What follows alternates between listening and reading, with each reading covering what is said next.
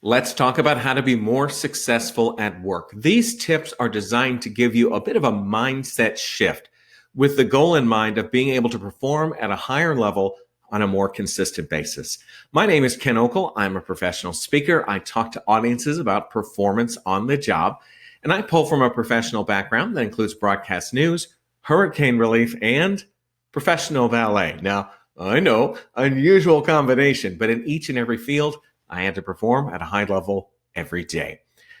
The goal here is to almost create what I would call a success bubble, a place where you can be inside and you're protected from some of the chaos that may be happening around you. A bubble, it's not a brick wall, but it just gives you a little bit of protection, maybe helps you catch some bad habits and maximize the things that you do well. So what do we want to have be a part of this success bubble?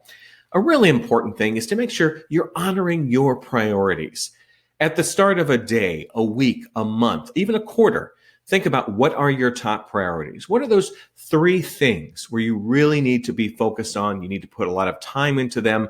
Make sure you understand what those things are. And by the end of the day, are you able to say, gee, I made some good progress? Or are you like, oh, I let other things keep me distracted, so I never got around to it? If you have too many of those days, you really need to recalibrate things so you are investing the time in those priorities because those are going to make a difference in your career.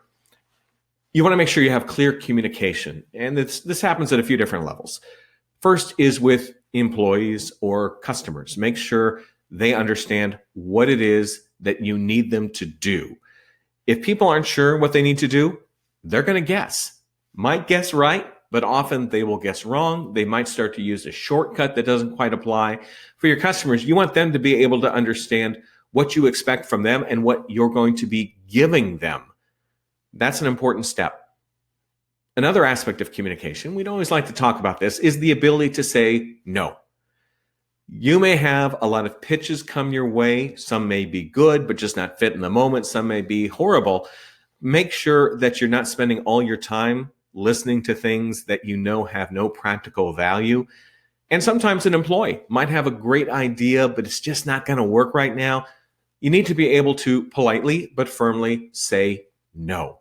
You're not saying, I think you're a horrible person. You're just saying, right now, that idea just doesn't work. Otherwise, you open the door to having the same conversation again and again. You want to make it easy for people to understand no is no. I find that when we tend to get really busy, we're in challenging times, there are distractions happening all over us. Suddenly we're getting all these extra calls, emails, other little projects come up. Really limit distractions as much as you can so you can focus on your work. This may be something you need to do as a daily practice. Maybe you need 20 or 30 minutes a day when you can just focus on your big picture goals. Maybe if you're in a physical office, you need to close the door for a little while. Maybe you put up a sign outside that says something fun like, I'm training dragons, but come in if it's an emergency.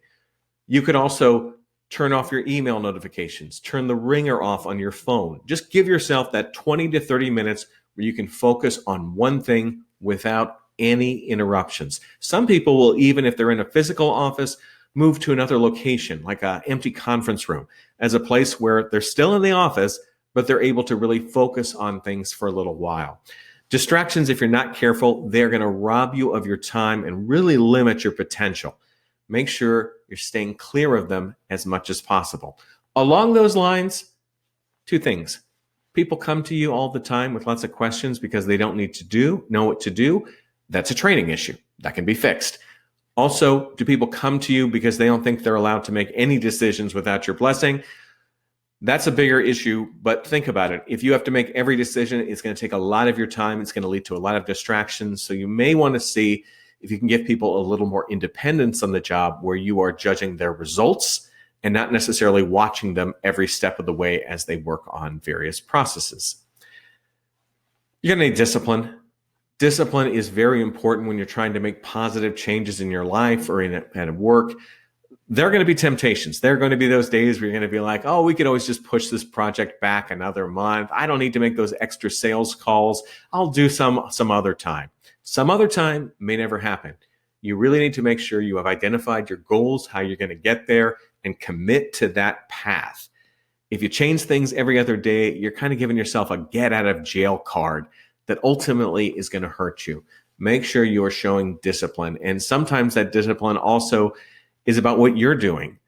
Like, you may need to research something on the internet, but I'll go and check out some news sites or some sports websites for just a second. Well, those seconds can add up. You're suddenly getting a lot less done. You're having to stay late every day. That's burning you out. So show the discipline to really focus on your goals and stick with them.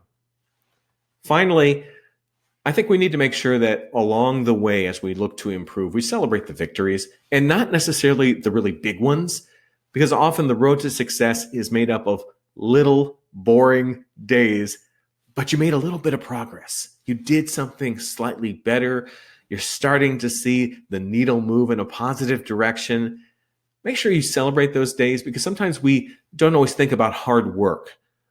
Same thing goes with employees you supervise. We often talk to them when things go great or things are horrible. In the middle, maybe there's some space where you can compliment people on their hard work, thank them for embracing a new policy, give them some words of encouragement if things are challenging. Make sure that you are taking that time to celebrate those little victories, because the bad days, they're going to come. They're going to barge in like an unwanted guest at a party. Make sure you celebrate those little victories. Enjoy the journey. Find out more about me. My name is Ken Okel. I'm a motivational speaker. Speak to audiences about ways you can improve your performance on the job. Watch some clips of me in action on stage and virtually by going to my website, kenokel.com. While there, you can also read my blog, listen to my podcast. We got a lot there. Email me at tvguy@kenokel.com. Why that email? Years ago when I worked in TV news, you'd be out in the public, like at a restaurant or something after hours. Someone would recognize you. They would want to say hi, but they wouldn't know your name. So they just go, "Hey, TV guy." Finally, I welcome you to connect and follow me on all the social channels. All are listed under my name, Ken Okel. I hope these tips are useful and allow you to maximize your best performing state on the job. I'm Ken Okel. Take care.